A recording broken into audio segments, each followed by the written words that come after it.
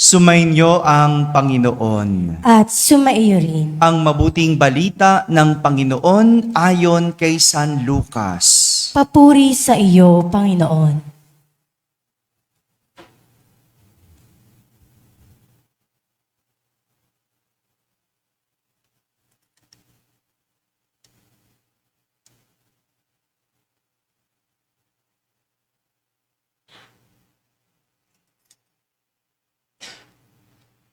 Dumating ang oras ng panganganak ni Elizabeth at nagluwal siya ng isang sanggol na lalaki.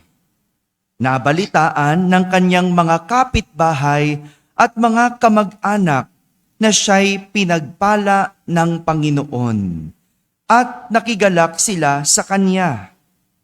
Nang 8 araw, dumalo sila sa pagtutuli ng sanggol. Sakarias sana ang ipapangalan sa kanya, gaya ng kanyang ama. Ngunit sinabi ng kanyang ina, hindi, Juan ang ipapangalan sa kanya. Subalit, wala isa man sa inyong mga kamag-anak ang may ganyang pangalan. Wika nila. Kaya't hinudyatan nila ang kanyang ama at itinanong kung ano ang ibig niyang itawag sa sanggol. Humingi siya ng masusulatan at sumulat ng ganito, Juan ang kanyang pangalan. At namangha silang lahat. Pagdakay, nakapagsalita siya at nagpuri sa Diyos. Natakot ang lahat ng kanilang kapitbahay. Ano pat naging usap-usapan sa buong kaburulan ng Hudeya ang mga bagay na ito. Pinakaisip-isip ito ng lahat ng nakaaalam. At ang kanilang tanong, magiging ano nga kaya ang batang ito? Sapagkat maliwanag na sumasa kanya ang Panginoon. Mga kapatid, ang mabuting balita ng Panginoon. Pinupuri ka namin, Panginoong Hesukristo. Magsiupo ang lahat at makinig sa homilya. Isang magandang umaga po sa inyong lahat. Pakibati ang katabi ng pinagpalang umaga sa iyo. Ganon din sa mga nasa barangay, sa mga nasa tahanan na nagsisimba via online at sa lahat na nasa abroad. Kasama kayo sa aming banal na pagdiriwang dito sa ating parokya. 8 araw na ng ating Misa de Gallo. Nakawalo na po ba? Ang dami natin, ano? Sana pala lagi dito sa atin, no? Simbang gabi at Misa de Gallo. No, marami palang nagsisimba, no? Pero hudyat 'yan. Magandang senyales 'yan na ang bawat isa sa atin, mukhang maraming hihilingin. Maraming hihingin. Nais ko munang simulan ng ating pagdinilay sa isang kwento. At ang aking kwento sa araw na ito ay tungkol sa isang uwak. Nakakita na ba kayo ng uwak? Anong kulay ng uwak? Itim. Minsan, itong uwak na ito ay naninirahan ng malaya at mapayapa. Masaya siya sa kanyang buhay dahil kahit saan, pwede siyang magpunta sapagkat siya'y malaya. Kahit anong gawin niya, nagagawa niya. Kahit anong gustong kainin, nakakain niya. Sapagkat siya'y malaya at namumuhay ng payapa. Ngunit, isang araw, habang siya'y lumilipad, meron siyang nakitang isang ibong puti, isang kalapate. Lipad, no? Lipad ng lipad. No? Nilapitan niya ito at sinabi, ang ganda mo naman. Siguro, ikaw ang pinakamasayang ibon dahil napakaputi mo. Sumagot ang kalapati. Sabi niya sa uwak, akala ko ako ang pinakamasayang ibon. Hanggang sa makilala ko ang isang parot. Nakakita na ba kayo ng parot? Nanlaki ang mata ng uwak. Dahil kung ang isang kalapate na maputi ay hindi pala ang pinakamasayang ibon, hinanap niya ang parot. Anong kulay ng parot?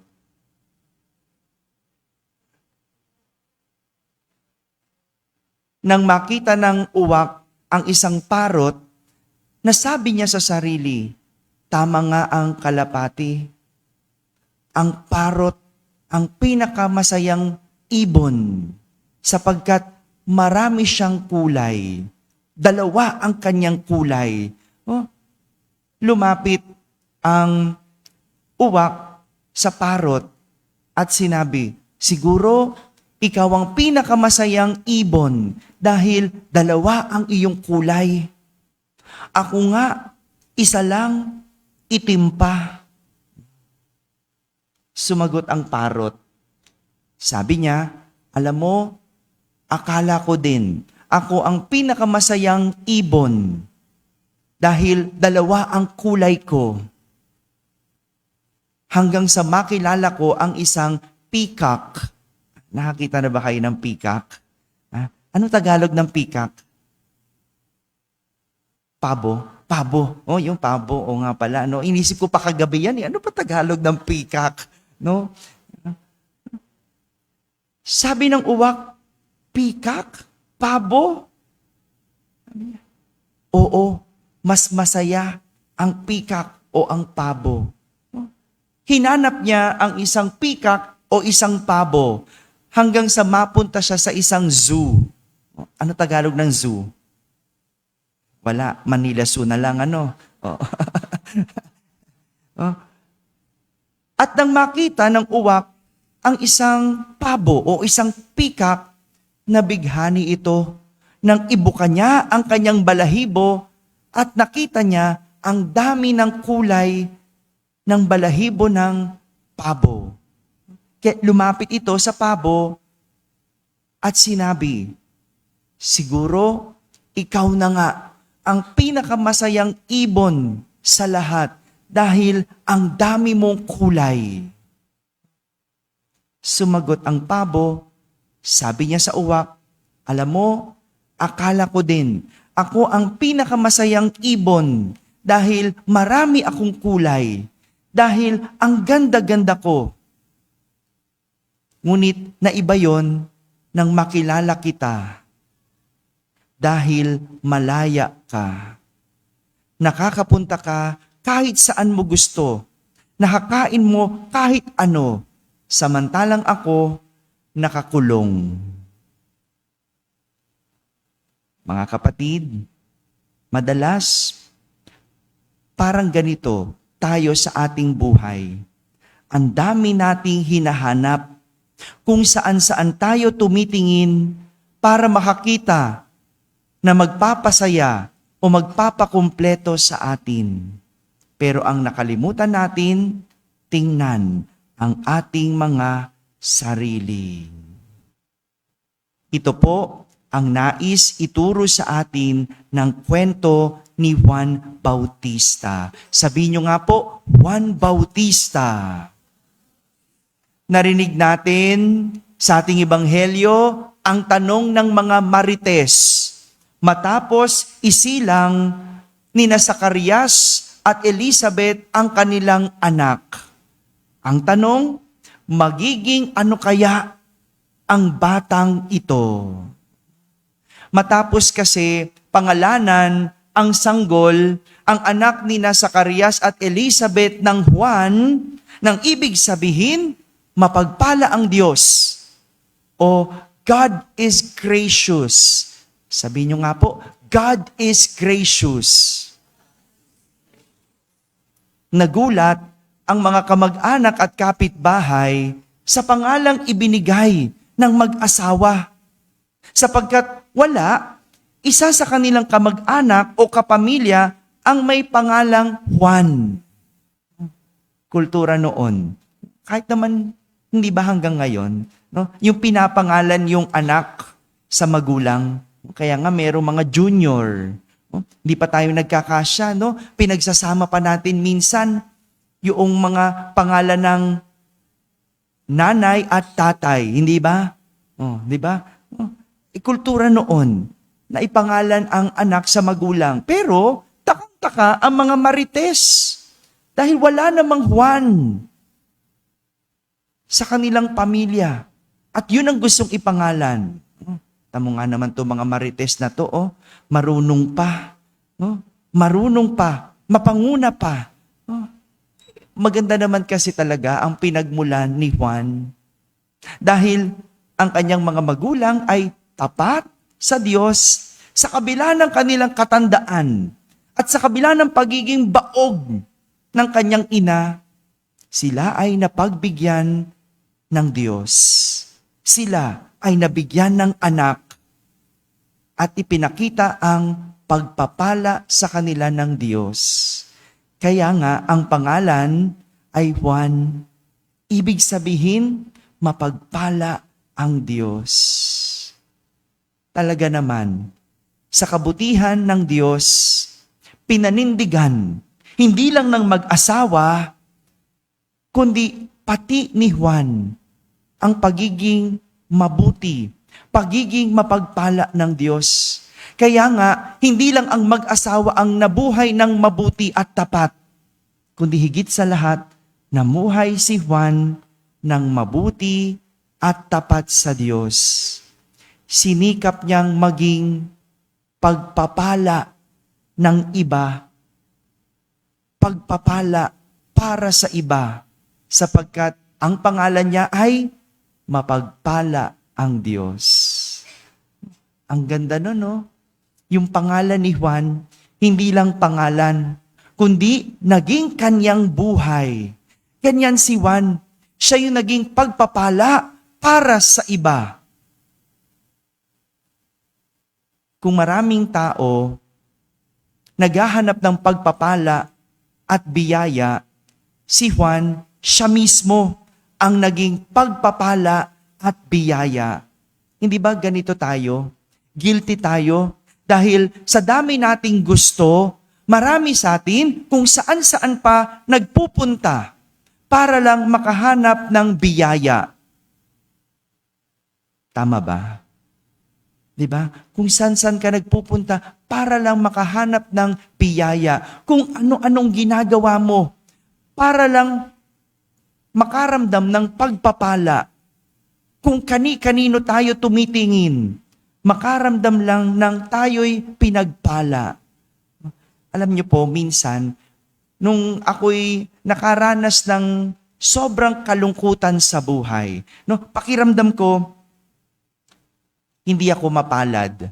Pakiramdam ko, pinagkaitan ako. No? Kaya, isang araw, sinabihan ako ng kaibigan ko, pumunta sa mga madre na Missionaries of Charity sa Tayuman. Dinala ko ng kaibigan ko doon. Sabi niya, mag-alaga tayo ng mga bata doon. Kasi nakita niya, no, very down ako noong mga panahon na yon. No? At nung makita ko yung mga bata, nahiya ako sa sarili ko. Nahiya ako kasi ang lungkot-lungkot ko noong mga panahon na yon. Pero itong mga batang ito, inabandona ng magulang. Walang mga magulang. Ibang tao ang nag-aalaga, pero nakakayang maging masaya.